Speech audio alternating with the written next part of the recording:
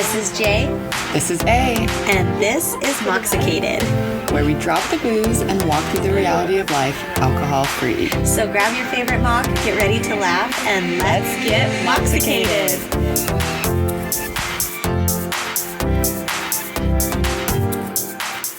Hello, and welcome back to Moxicated Podcast.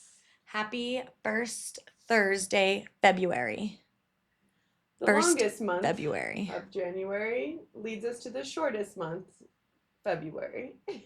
You know what? I kind of want to give my middle finger to January. Yeah. It was a rough month. Yeah, it's an interesting time, I think, for everyone.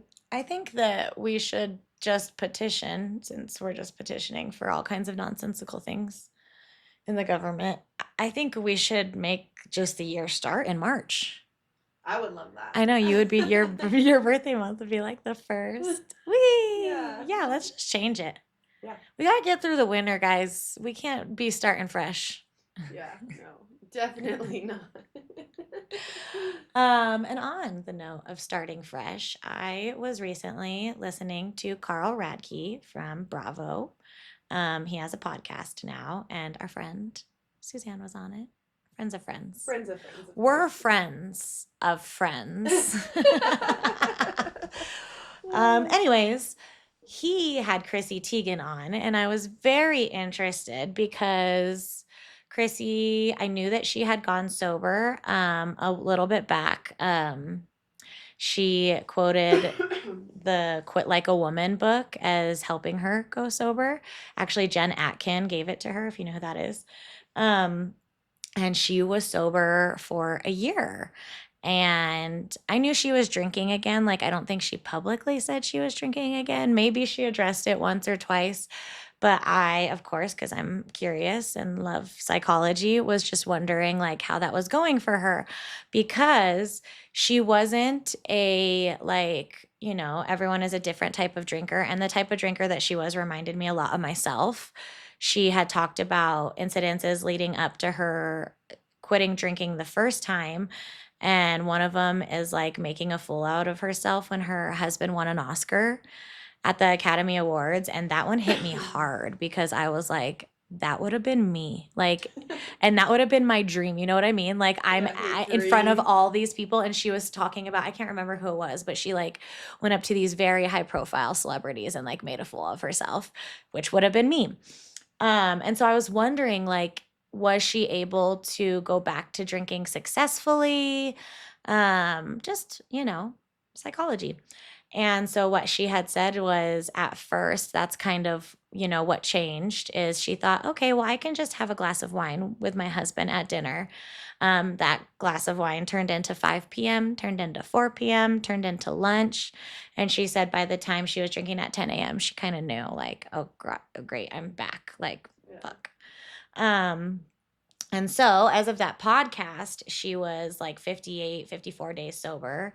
And I just thought that was really cool because, it can be difficult when we look up to people and they break sobriety or they break alcohol free. And it can be difficult when you're like, hey, you have a platform, but also like seeing the humanity in it and reminding yourself that everybody is human. Yes. I think it was really cool for her to come out. And she said she had a lot of shame. Like there was a lot of shame for her in thinking about telling her story. But Carl had kind of inspired her to tell her story. And I just feel like there's a lot of people out there, a lot of women out there that can relate. And I think that coming out of dry January, like that's exactly where we are. Yes. No, I agree. 100%. And two, just like no one's ever proud when they have a slip up. Yeah. It's not like, guess what happened? Yes. It takes a lot of courage to go to your support or to your people and be like, hey, guess what happened? Especially when you are publicly alcohol free. Yeah.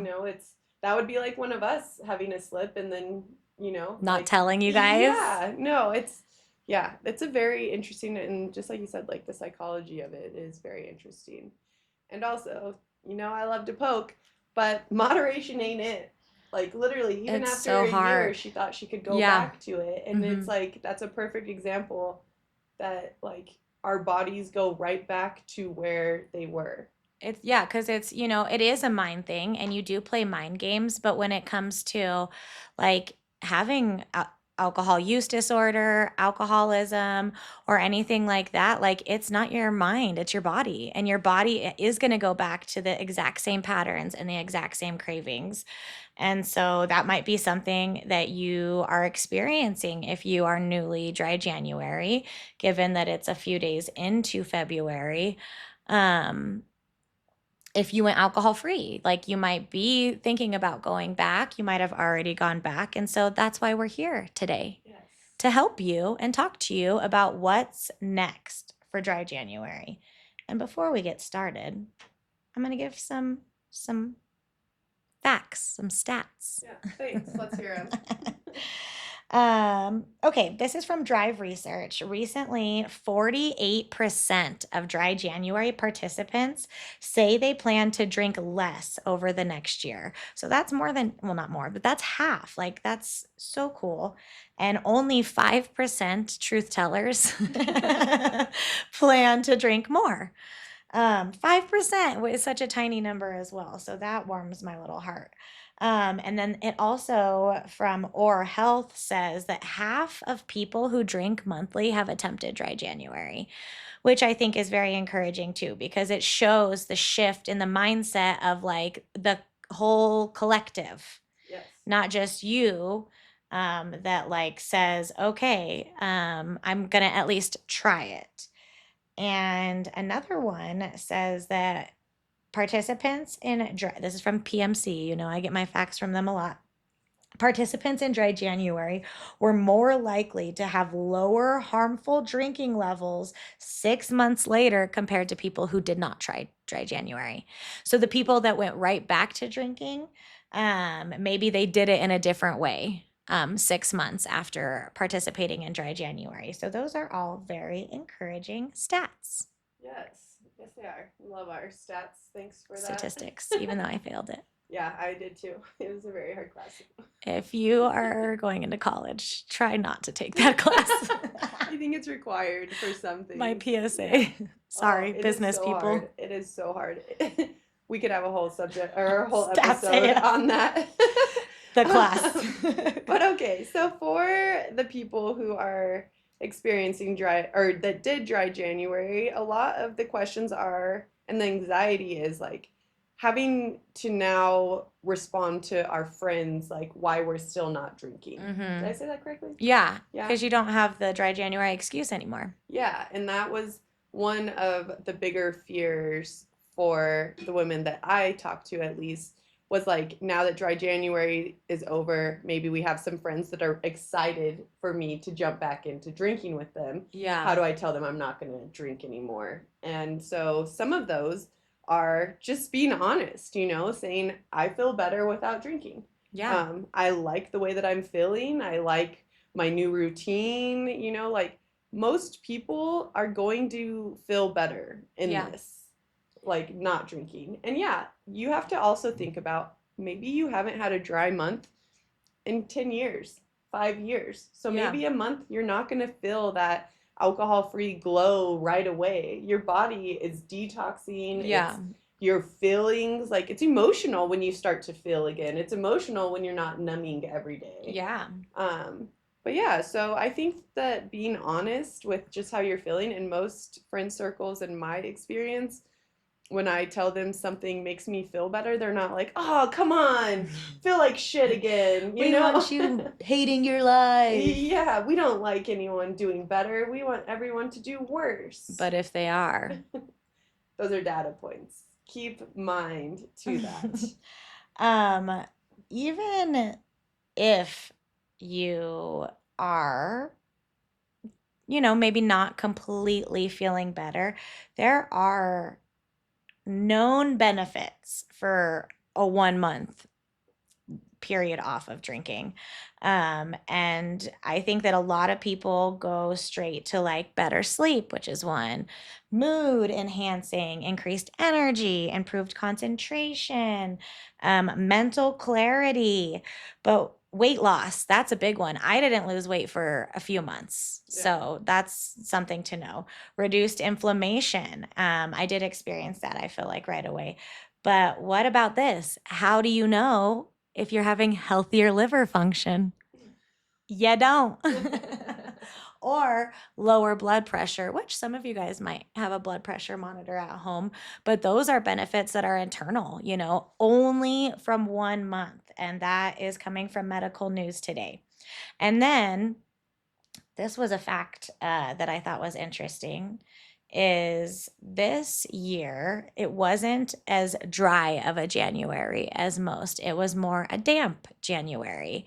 And that reflected in alcohol sales as well as bartenders reporting that more and more people are zebra striping. We said that earlier, which is where you mix one NA beverage with an alcoholic beverage. And even those people, even people who don't go fully dry but reduce their drinking, can see improvements in these areas. So keep that in mind. It's not going to be automatic. You're not going to be floating on a cloud after 1 month, but there are tiny little changes at play, maybe some that you can't feel. Yeah, no, I agree with all of that. And for some reason, it sparked in my head. It's like after we have a baby, and then we expect to like bounce back right away. It's like, no, it took 9 months to grow that baby. You need to give yourself some time for your body to get back to it. Such a good point. Yeah, no, I think. And there's no friends that say, why aren't you working out yet right after you have a baby? Yeah.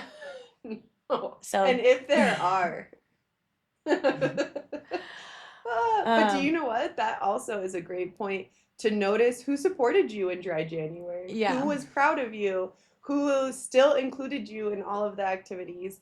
And then also who treated you normal. Yeah, let's also notice maybe the ones that teased us or added pressure for us to drink. And you might not have to do anything about that, but it's a great data point in your brain just to kind of have, like sometimes when we're drinking, we might not notice backhanded compliments and different things that are flying at you. But now with this mental clarity and with more patience with everything, you do start noticing different glimmers in relationships and what they bring to the table. Yeah, and that like your response on why you're still not drinking can change depending on who you're with because of these data points, because of what you're looking back on. Like maybe there are people you feel more comfortable with that aren't going to make you feel bad. Maybe there are some people that you need to just say FUCK to. Yeah. Yes. And move on with your life because it's nobody's business. And if people love and care about you, that's one thing. But at the end of the day, this is your journey. And so saying whatever feels best for you in your body, but preparing it, I think is most important. Yeah. And I think too, as humans, we're allowed to evolve. We're allowed to change our minds. We are allowed to tell our friends, I'm happier now. Yeah. And if those friends aren't receiving that, then maybe find some new friends. Please, we're here. We'll help. Well, and according to VCU, their psychologists there suggest that this post dry January period is the perfect time for reflection. It's the perfect time for reflection in so many ways. Like, yeah, you're going to, look at your drinking patterns, but you're also going to look at what triggered you. Maybe it was a person, but maybe it was a place. Maybe it was a smell. Maybe it was a certain kind of alcohol. And if you decided to get back into drinking, it's also a good time to notice what alcohol is affecting. Is it affecting your mood, your sleep, your hunger? Are you more stressed out?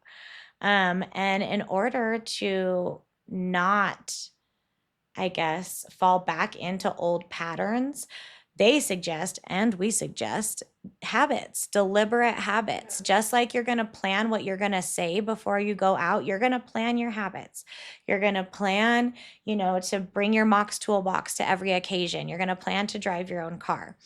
And I will say, if you are planning to alternate drinks, that's not always something that played out for me. If you're going to welcome that back in, it's not always something that works.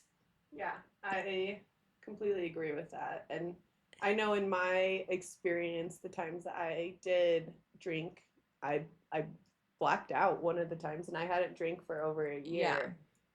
And in that day, like, don't remember the night, and I was in a safe place, but Yeah. also it's like you go, like we said, like you go right back to where you were Mm-hmm. and quickly, and Well, two, your tolerance. yeah. You start drinking again like you might have before, Mm, and then you're sick, you're even yes. worse, like you're not where you were then. Yes. So just a cautious warning that plans don't always work out if you add alcohol into the mix, because mine went right out the window. Yeah. Yeah. Another thing is to not look at this alcohol-free lifestyle as a restriction. Like, it's not a Yeah. punishment. This is something you're choosing to do. This is about your self-trust, about your self-respect. This is making your life better. And anybody that has anything to say negatively about that, once again, it's just a good data point for you to carry on. Yeah. And coming back to your why, like why did you decide to start Dry January in the first place? What was your motives behind giving up alcohol? What did you have a goal? Did you have an end game? Was it something that you were just trying? Maybe you discovered something along the way. Um, I know Allie had suggested about writing in a journal. Yeah, so and if you have been listening all month or all of January, one of our journal prompts was to like keep track of your dry January, how you're feeling physically, Yeah. emotionally. So this would be a great time to go back and read, What you wrote. what you wrote, Yeah. because yeah, it's only 30 days, but like I know for me personally, my emotions are very different than they are now. Yeah. And even looking back and depending on what you were going through, being like, what would that have been like if I added alcohol to the mix? Like, what would have been different? What would have been the same? What wouldn't have even happened? Yeah. And so, really understanding that your journey with alcohol is one size fits all. We always say this. It is yours and yours alone. It's going to look different than every other person. Just like Chrissy Teigen's looked different for her, it's going to be different for you. And, her story gives light and encouragement to the people that have slip ups or even take breaks and feel like, oh, what am I going to do now? Well, you're just going to get back into it because it's what's best for you. You're going to give a middle finger to the people who don't understand, and you're going to take the people that are, on your side and supporting you in this journey with you. Um, we're done with January, and February is the month of love. So love on yourselves and take the people that love you right in this phase of your life, in this exact moment, take them with you, because that love is going to carry you through. And we also love you, babes. Talk soon.